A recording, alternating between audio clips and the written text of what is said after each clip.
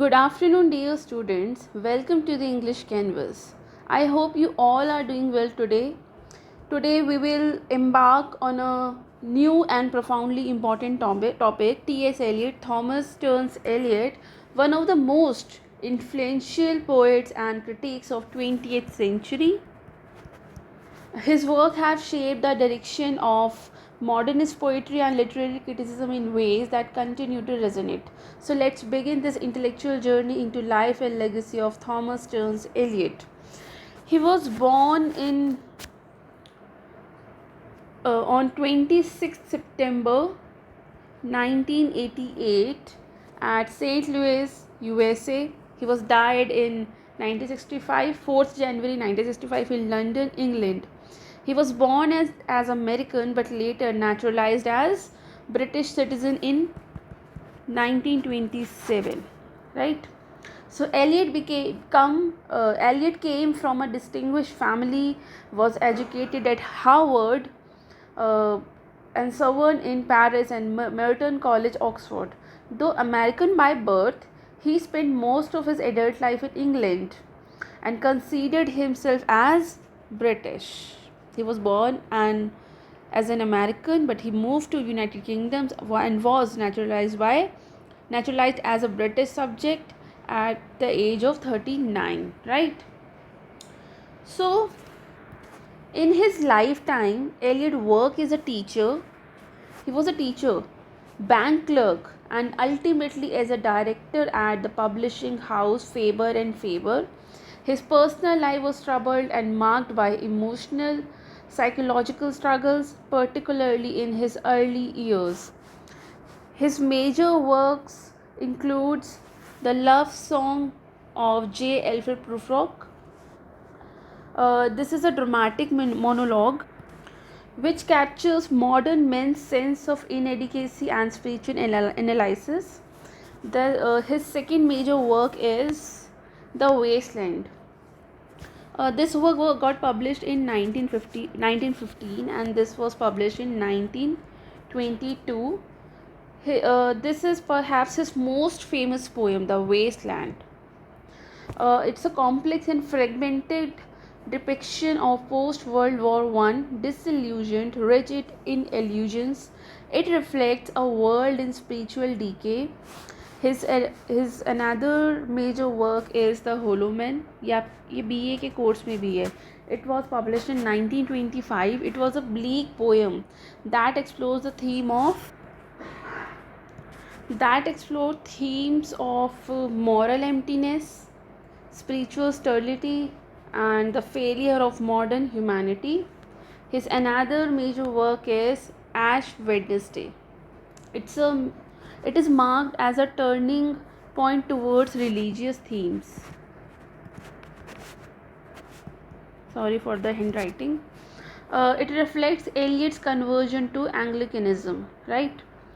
ये भी favour and favour जो है जिसके डायरेक्टर थे वहाँ पर पब्लिश हुई थी 1930 में. His another very important work is considered as 4 quartets. इसमें 4 इसके मेजर वर्क हैं. This is a philosophical and spiritual masterpiece focusing on time, divinity and human experience, and 4 and this focus on time, divinity and experience consists of 4 works. The first one is Easter Coker, Burton Norton, and The Dry Salvages and The Little Gidding. ये 4 बहुत important काम हैं इसी एक ही collection के और ये 1935 से लेकर 42 तक पब्लिश हुआ था. तो ये ऑलमोस्ट 7 इयर्स के टाइम पीरियड में ये पब्लिश हुआ था, इसलिए इनको 4 क्वार्टेट्स के नाम से भी जाना जाता है. इसके बाद T.S. Eliot सिर्फ पोइट्री नहीं, ड्रामा भी लिखते थे, जैसे इनका ये बहुत फेमस ड्रामा है murder in the cathedral. So this was based on martyrdom of Thomas Becket, and there's another drama is The Cocktail Party. This is the worst drama and this was published in 1945 और ये जो हुआ था ये 1935 में हुआ था. इसके अलावा प्रोज की अगर हम बात करें तो tradition and the individual talent बहुत फेमस है. ये 1919 में पब्लिश हुआ था. This is a landmark essay in literary criticism. एक और इनका काम है बहुत अच्छा, the varieties of metaphysical poetry which revived interest in poets like Dern and Marvel. मैंने आपको इससे पहले मेटाफिजिकल पोइट्री भी पढ़ाई थी, जिसमें मैंने एक जॉन डन की बात की थी। हमने जॉन डन की कई सारी पोइम से पहले पढ़ी हुई हैं, और एंड्रूस मार्वल। सो ये जो दो पोएट्स हैं, मतलब इनके ऊपर जो एलियट का एक इंटरेस्ट था, उस पर ये बुक लिखी गई है, राइट। अगर अब इनके लिटरेरी स्टाइल की बात करें तो ये 4 पॉइंट्स हैं जो कि टेक्निक्स इनके लिटरेरी स्टाइल को डिफाइन करता है। The first one is modernist techniques. There in modern techniques there is a use of fragmentation, juxtaposition, myth and illusion. Fragmentation, juxtaposition, myth and illusion. This modernist technique rejects of traditional narrative coherence, and his poetry, T.S. Eliot's poetry, reflects the disorder of the modern world. दूसरा है mythical method. So in this method Eliot often uses myth. He used myth as a structuring device to give order to the chaos. ये जो Westland मैंने बताया था, इनका notable work है, इसमें myth यूज़ हुआ है। यहाँ पर myth यूज़ हुआ है, ठीक है। सो बेसिकली एक जो थर्ड पॉइंट है इनकी लिटरेरी स्टाइल में, वो है intertextuality. So basically Eliot's work is dense with reference to Bible, right, Shakespeare, Dante और ईस्टर्न फिलोसफी और क्लासिकल लिटरेचर से भी काफ़ी ज़्यादा इन्फ्लुएंस्ड है, तो इसको हम इंटरटेक्सचुअलिटी में डालेंगे। फोर्थ इसमें है objective correlative. This is a key term coined by Eliot himself in his criticism. It suggests that the emotion in art should be expressed through the set of objects, a situation or a chain of events. अगर हम language और tone की बात करें तो इनकी जो language है, जो टोन है, वो काफ़ी सॉम्ब्रे है, इंटेलेक्चुअल है, इंट्रोस्पेक्टिव है. It mixes high culture with colloquial and mundane language. अगर हम बात करें टी.एस. एलियट की लेगेसी की, ये कौन सी लेगेसी को इन्होंने आगे बढ़ाया है. सो ही shaped modernist poetry like no one else, right? His critical essays redefine literary theory and evaluation, influencing generations of writers and scholars. He was awarded the Nobel Prize as well. He was awarded a Nobel Prize in Literature in 1948, praised for his outstanding pioneer contribution to present day poetry. His conception of tradition, impersonality and poetic discipline continues to be studied and debated. Eliot successfully merged the spiritual and philosophical concern with innovative poetic techniques, right? सो अगर हम इनकी early life और education की बात करें, मतलब ये जो टाइम पीरियड है 1888 टू 1914, अगर हम इसकी बात करें तो जैसे हमने बात की थी कि he was born in America in a prominent Unitarian family in St. Louis. His father, Henry Ware Eliot, was a successful businessman, and his mother, Charlotte Shem Stearns, was a poet and social worker, right? So, इनके नाम में ये दो surnames हैं, ये दो titles हैं, ये इनकी मदर का है और ये इनके फादर का है, क्योंकि इनके फादर का नाम था हेनरी वेयर एलियट और इनकी मदर का नाम था Charlotte Champe Stearns, right? So the family's intellectual atmosphere was deeply influenced Eliot's early development. As a child, Eliot suffered from a physical weaknesses and illness. जिसकी वजह से उनको एक लंबे टाइम तक सॉलिट्यूड में रहना पड़ा। उनको फिज़िकल वीकनेस रहती थी, काफ़ी बीमार रहते थे वो, तो एक लंबे टाइम तक उनको सॉलिट्यूड में रहना पड़ा, बाहर सोशल नहीं थे। So this isolation fostered a habit of intense reading. अब इंसान जब अकेला होता, और उस समय तो फ़ोन भी नहीं होते थे, इंटरनेट भी नहीं होता था, कोई यूट्यूब नहीं था, कोई इंस्टाग्राम नहीं था, तो इंसान क्या करता था जब वो खाली होता था। और फैमिली भी ऐसी काफ़ी इंटेलेक्चुअल है, मदर खुद पोएट है, सोशल वर्कर हैं, और फादर बिजनेसमैन है, तो काफ़ी वेल रिच फैमिली से ये बिलोंग करते थे। तो ऐसे जो लोग होते थे तो ये पढ़ाई में ज़्यादा ध्यान देते थे। सो इनका भी जो लॉन्ग पीरियड ऑफ सॉलिट्यूड था, इसने फोस्टेड किया इनकी हैबिट को ऑफ इंटेंस रीडिंग। मतलब बहुत देर तक ये पढ़ते थे, इंटेंसली ये रीडिंग करते थे, specially of literary classics and religious text. और यही इनकी नॉलेज हमें इनके काम में भी दिखती है।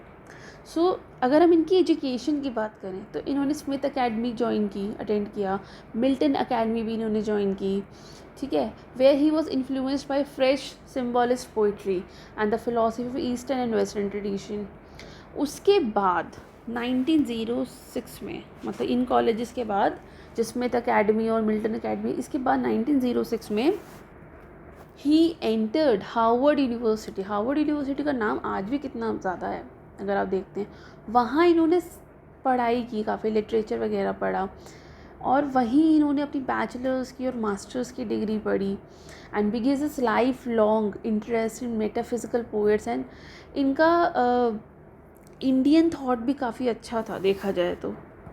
और वो अच्छा क्यों था? टी एस एलियट का इंडियन थॉट बहुत नॉलेजेबल था अगर देखा, क्योंकि इसके पीछे एक बहुत बड़ा रीज़न है। इन्होंने हार्वर्ड यूनिवर्सिटी में संस्कृत पढ़ी थी। संस्कृत पढ़ने की वजह से इनका इंडियन थॉट बहुत अच्छा था। He took courses in elementary and philosophical Sanskrit as well as Pali. मतलब सिर्फ संस्कृत ही नहीं, मतलब इंडियन लैंग्वेज में सिर्फ संस्कृत ही नहीं, पाली भी इन्होंने पढ़ी, एज वेल एज मतलब पाली पढ़ी with professor Charles Rockwell, Lanman, James Haughton Woods. And he studied this language, particularly Sanskrit, significantly influenced his poetry and world view। तो इनको काफ़ी नॉलेज थी। इन्होंने संस्कृत पाली पढ़ी अपने ग्रेजुएशन स्टडीज़ में हार्वर्ड में, फ्रॉम 1911 टू 1913, मतलब 2 साल इन्होंने इंडियन स्टडीज़ की। तो इसी वजह से इनका इंडियन थॉट और ही मतलब बहुत अच्छा था। And he also read Bhagavad Gita, Upanishads and सब बुद्धिस्ट स्क्रिप्चर्स एज वेल। मतलब उनका ट्रांसलेशन पढ़ा था इन्होंने संख्या, भाषा, कारिका, ये सब ग्रामर के टॉपिक हैं। एंड कमेंट्री पढ़ा इन्होंने बाय पतंजलि विद वर्ड्स। तो काफ़ी अच्छी नॉलेज थी इनको। And his knowledge of Sanskrit and Indian philosophy is evident in his poetry, notably in the waste land and 4 quarters. मैंने इनकी नोटेबल वर्क बताए थे ना, एक तो द वेस्टलैंड है और एक 4 क्वार्टेट्स है। इसमें इनकी ये संस्कृत और इंडियन फिलोसफी का पूरा एविडेंस देखने को मिलता है, राइट। तो ये काफ़ी इंडियन कॉन्टेक्स्ट में भी ये काफ़ी इम्पॉर्टेंट है, ठीक है। और 1914 में, मतलब ये 1914 तक तो इनका अर्ली पीरियड था ना, उसमें ही went to Merton college Oxford on a scholarship with the outbreak of world war 1। 1940 में वर्ल्ड वॉर 1 ख़त्म हो गया था, तो शुरू हुआ था, तो तभी ये गए थे। And he decided to settle in England. इन्होंने एक वहीं पर एक लड़की से शादी की 1915 में, विवेना हेवर्ड से। 1915 में ये बहुत ही ट्रबुलेंट और इवेंचुअली ट्रैजिक मैरिज थी, जिसका बहुत ही अफेक्ट पड़ा, मतलब डीपली अफेक्ट पड़ा इनकी मेंटल स्टेट एंड आर्ट पर। उसके बाद इन्होंने लॉयड्स बैंक इन लंदन के साथ एज अ क्लर्क इन्होंने काम किया। मैंने शुरू में बताया था ना कि इन्होंने एज अ क्लर्क भी काम किया। वो 1917 टू 1925 तक इन्होंने काम किया, during which he continued writing poetry and essays. 1915 में इनका एक बहुत इंपॉर्टेंट काम आया था, जो कि हमारे कोर्स में भी है, the love song of J Alfred Prufrock, एक पोइट्री मैगजीन में, making a radical shift in modern poetry. 1922 में इनका वेस्टलैंड आया with the support of Ezra Pound. तो एजरा पाउंड उस ज़माने में बहुत अच्छी ऑथर थी, एंड मतलब उनके साथ इनका ये काम आया। And this poem captured the post war disillusionment and became one of the foundational text of modernism. इनकी जो मिडिल टाइम पीरियड था 25 से लेकर 45 तक। अगर हम यहाँ बात करें तो इन्होंने काफ़ी सारी चीज़ें मतलब इन्होंने पब्लिशिंग फर्म ज्वाइन कर ली, फेबर एंड गॉयर मतलब नाम से, बाद में उसका नाम फेबर एंड फेबर पड़ा। वहाँ पर इन्होंने अपने करियर की बाकी चीज़ें लिखी। ये वहाँ पे डायरेक्टर बने, इन्होंने ऐश वेडनेसडे लिखा, मर्डर इन कैथेड्रल लिखा और 4 क्वार्टेट्स भी वहीं लिखा। और 1927 में इन्होंने अपना अपना मतलब अपना रिलीजन ही चेंज कर दिया। इन्होंने एंग्लिकनिज़म में कन्वर्ट हो गए और एक ब्रिटिश सिटीज़न बन गए और अमेरिकन पासपोर्ट को भी इन्होंने रिनाउंस कर दिया। इनका फ़िलासफ़िकल और रिलीजियस कमिटमेंट बहुत ही सिग्निफिकेंट है, क्योंकि उसने मॉडर्न पोइट्री को, क्रिटिकल राइटिंग को रीशेप किया। ये बहुत इंपॉर्टेंट बात है। एंड इनके टाइम पीरियड में इन्होंने खुद से एक powerful literary critic with works मतलब उसको एस्टेब्लिश किया, जिसमें इन्होंने tradition and the individual talent, the metaphysical poetry, the use of poetry and the use of criticism लिखा है इन्होंने। 1947 में इनकी वाइफ की डेथ हो गई थी, लेकिन फिर से इन्होंने अपनी सेक्रेटरी से 10 साल बाद 1957 में शादी कर ली, जिससे इनको फाइनली पीस और कंपेनियनशिप भी मिली इनके आखिरी सालों में। 1948 में इनको नोबेल प्राइज़ मिला था इनके अच्छे काम के लिए। और 4 जनवरी 1965 में ये खुद एक्सपायर हो गए और इनके जो एशेस थे वो ईस्ट कोकर, जो कि सॉमरसेट विलेज है इनके एंसेस्टर्स का, वहाँ पर बरी किया गया। And which he had immortalize in one of the 4 quartets, जिसमें मैंने 4 क्वार्टेट्स की बात की थी ना, ये वाली, इसमें ईस्ट कोकर, यहाँ पर इनको बरी किया गया। सो इलियट ने, हम कह सकते हैं कि इंग्लिश पोइट्री और क्रिटिसिज्म को काफ़ी ज़्यादा रिवाइव किया है, रेवोल्यूशन लेकर आए ये इंग्लिश पोइट्री में, क्रिटिसिज्म में 20th सेंचुरी में। इनकी पोइट्री जो फ्यूज़ करती थी tradition with modernist experimentation and explore deep questions of faith, time and alienation. As a critic he redefined how poetry was read and evaluated his insistence of impersonality in the art of value of classical tradition. Eliot का जो work है वो हमेशा cornerstone रहेगा of modernist literature, क्योंकि उसको दुनिया भर में पढ़ा जाता है for their intellectual depth, intertextual richness and poetic innovation, right. So यहाँ पर हमारी ये क्लास ख़त्म होती है। कल वाली क्लास में हम इनकी जो हमारे कोर्स में, हमारे सिलेबस में यूपीएससी और बीए में जो पोएम्स हमारी है इनकी मतलब हमारे सिलेबस में, वो हम कल वाली क्लास से शुरू करेंगे, ठीक है। और so as we conclude today's session, I encourage you to reflect on how T.S. Eliot's life and work represent a deep engagement with moral and cultural and spiritual anxieties of the 20th century. इनकी जो poem है वो challenge करती है हमको कि हम खुद भी क्रिटिकली डीपली सोचें, मतलब डीपली फील करें, अच्छे से उनको पढ़ें और फिर क्रिटिकली सोचें।